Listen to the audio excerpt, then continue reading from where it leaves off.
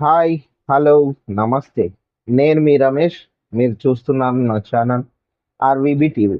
ఈరోజు ఒక గమ్మత్తైన విషయం గురించి మాట్లాడుకుందాం మనం.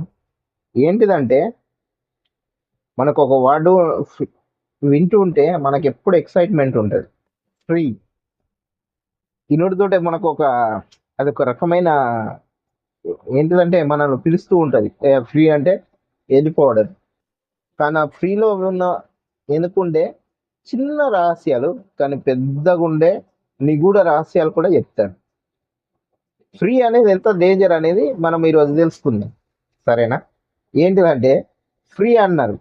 ఎందుకు ఫ్రీ అంటారంటే, ఒక వస్తువు ఎక్స్పైరీ డేట్ దగ్గరున్నప్పుడు, లేదంటే వాడికి ఆ వస్తువు తీసుకొచ్చి పెట్టుకున్న తర్వాత అమ్ముడు పోకుంటే అప్పుడు ఫ్రీ, లేదంటే డిస్కౌంట్ బోర్డు అవన్నీ వస్తుంటాయి కదా. మనం ఎప్పుడు ఎగ్జైట్ అవుతుంటాం ఫ్రీ వస్తువు దొరుకుతుందని. కానీ ఆడు ఎవడు ఫ్రీగా ఊరికే ఏది రాదు. ఆడవడ చెప్తాడు కదా గుండుగాడు మనోడు, బంగారం, జ్యువెలరీస్, ఏది ఊరికే రాదు. ఏదైనా డబ్బు కోసమే, పబ్లిసిటీ కోసమే. ఇవాళ పబ్లిసిటీ జరుగుతూనే రేపు వాడికి 100 మంది పరిచయం అయితే ఈ 10 రూపాయలు ఖర్చు పెట్టింది అప్పటికి ₹1,00,000 తీసుకుంటాడు వాడు కదా. ఇప్పుడు మనము మహా మేధావుల గురించి మాట్లాడుకుందాం. ఇప్పుడు ఈ ఫ్రీల గురించి మాట్లాడుకున్నాం కదా. అయితే ఆ మహా మేధావులు ఎవరంటే తెలుసా? ఈ భూమండలాన్ని, ఈ ప్రపంచాన్ని శాసిస్తున్న మహా మేధావులు, రాజకీయ నాయకులు. వాళ్ళు ఎటువంటి వాళ్ళు అంటే, ₹10 పెట్టి దానికి ₹1000 కాదు, ₹1,00,000 సంపాదించటం. ఇప్పుడున్న ప్రతి రాజకీయ నాయకుడిని తీసుకో. ఎందుకు ఇది చెప్పాల్సి వస్తుందంటే, ఆలోచించుర్రి, ఎవడబ్బ సొమ్మని మనకు ఫ్రీ ఇస్తురు? వాళ్ళ ఇంట్లోకి వెళ్ళి తెచ్చిస్తురా? లేదనుకుంటే నీ ఇంట్లోకి వెళ్ళి నీకు తెచ్చిస్తురా? ఏ విధంగా తెచ్చిస్తారు? మన సొమ్మే మనకిస్తారు. అది అర్థమవుతుందా మనకి ఎప్పుడైనా? క్లారిటీ అర్థమైందా మనకి ఎప్పుడైనా? ఫ్రీ బస్ అన్నారు. దానికి డబ్బులు ఎక్కడి నుంచి వచ్చినాయి? మన ట్యాక్సీలు, మనం కట్టే ట్యాక్సులు, కరెంటు బిల్లులు, ఇవన్నీ అలా పోతాయి. ఇంకో విషయం చెప్పాలి నేను. బయట నుంచి అప్పు తెస్తారు. ఆ అప్పు ఎవరు కడతారు? ఏ రాజకీయ నాయకుడు వాడి ఇంట్లోకి వెళ్ళి తెచ్చి కట్టాడు అప్పుడు అప్పు. ఆ అప్పు నువ్వు, నీ కొడుకు, నీ తరతరాలు ఆ అప్పు కట్టాల. పాపం ఎవరిది? నీది. కానీ అనుభవించాల్సింది ఎవరు? నీ భవిష్యత్ తరాల. న్యాయం అనేది ఆలోచించుడు ఒకసారి. నువ్వు తీసుకునే 2,000 కోసము నీ కొడుకు బంగారు భవిష్యత్తును, ఈ దేశ భావి భారత పౌరుల ఔన్నత్యాన్ని దెబ్బతీసే విధంగా వాళ్ళను నువ్వు తాకడ పెడుతున్నావు. పుట్టకన్నా ముందే చిన్న పిల్లలు ఉన్నప్పుడే వాళ్ళని తాకడ పెడుతున్నావు నీ ఫ్రీ బత్ కోసం. ఓకే, మనము ఉచితాలు అనుచితాలు మాట్లాడుకుందాం. అంటే ఏది ఉచితంగా ఇవ్వాలి గవర్నమెంట్, ఏది ఇవ్వకూడదు. పేదలకు ఆహారం అవసరం, ఇయ్యాల. వైద్యం అవసరం, ఇయ్యాల. విద్య అవసరం, ఇయ్యాల. ఇవి తప్ప ఇంకా ఇవి ఫ్రీ అవసరం లేదు.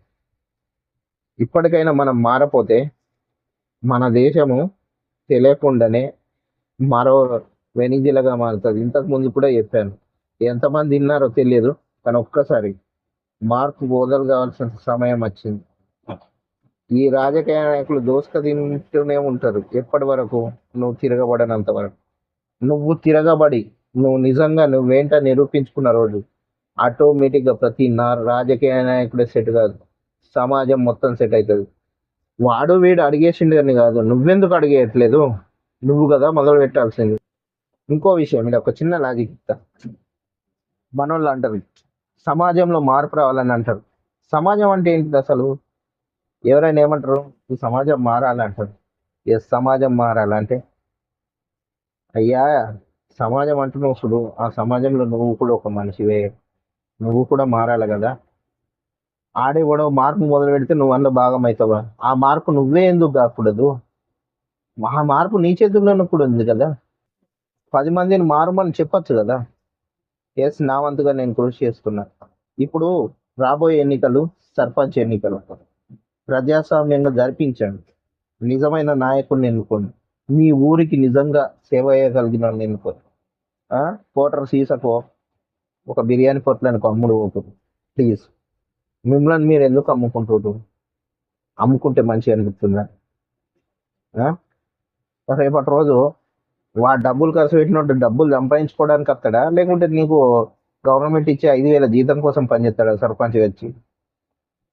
5 సంవత్సరాలు ఆయన పెట్టిన ఖర్చులు అవన్నీ పోగా తనకు ఎంత లాభం కావాలని చూసుకుంటాడు. అప్పుడు ఆడు ఏం చేస్తాడు?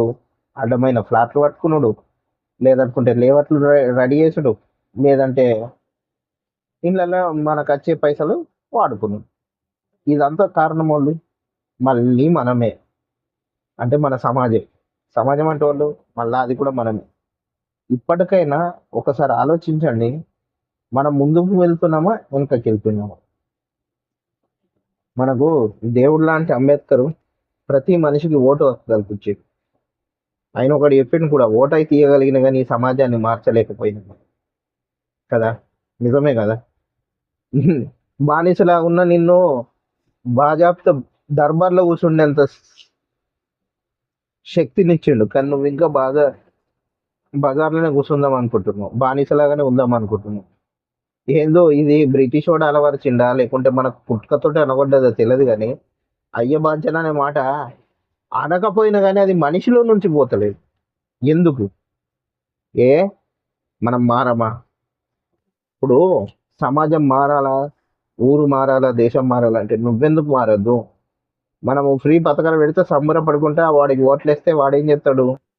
ఆడు చెప్పిన మాట నిరూపించుకోవాలి కాబట్టి ఉన్న సంపదనంతా గరిగించి ఆడున్న 5 ఏళ్ళు పాలన చేసిపోతాడు. తర్వాత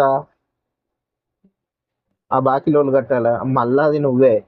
ఏ రాజకీయ నాయకుడు వచ్చినా పూసేది బురద నీకే. వాడు పూసుకొని పోడు. స్కాములు చేసో స్కీములు చేసో ఏదో ఒకటి చేసి ఆడు వాడిని ఆడిని అడుక్కొని పోతాడు. 40 ఎకరాలు ఉన్నాడు 400 ఎకరాలు సంపాదిస్తాడు, ఫామ్ హౌస్లు కడతాడు, అవసరమైతే హెలికాప్టర్లు కొంటాడు, అన్ని చేస్తాడు. కానీ నువ్వు ఆడనే ఉంటావు ఆ 2,000 కాడనే. నీ 2,000 కాడనే నీ బతుక అయిపోతావు. వాడు మాత్రము 2 లక్షలు ఖర్చు పెట్టినోడు 2 కోట్లు సంపాదించుకుంటాడు, 2 కోట్లు ఖర్చు పెట్టినోడు 200 కోట్లు సంపాదించుకుంటాడు, 200 కోట్లు ఖర్చు పెట్టినోడు 2 లక్షల కోట్లు సంపాదిస్తాడు. అంటే ఎటు నుంచి ఎటు పోతుంది? డబ్బు ఎవరిది? నీది. తినేది ఎవడు? వాడు. పాలన ఎవరి కోసం? నీ కోసం. కానీ సంపాదించుకునేది ఆడి ఆశయాలు సాధించుకోవడానికి నిన్ను పాలిస్తుంది.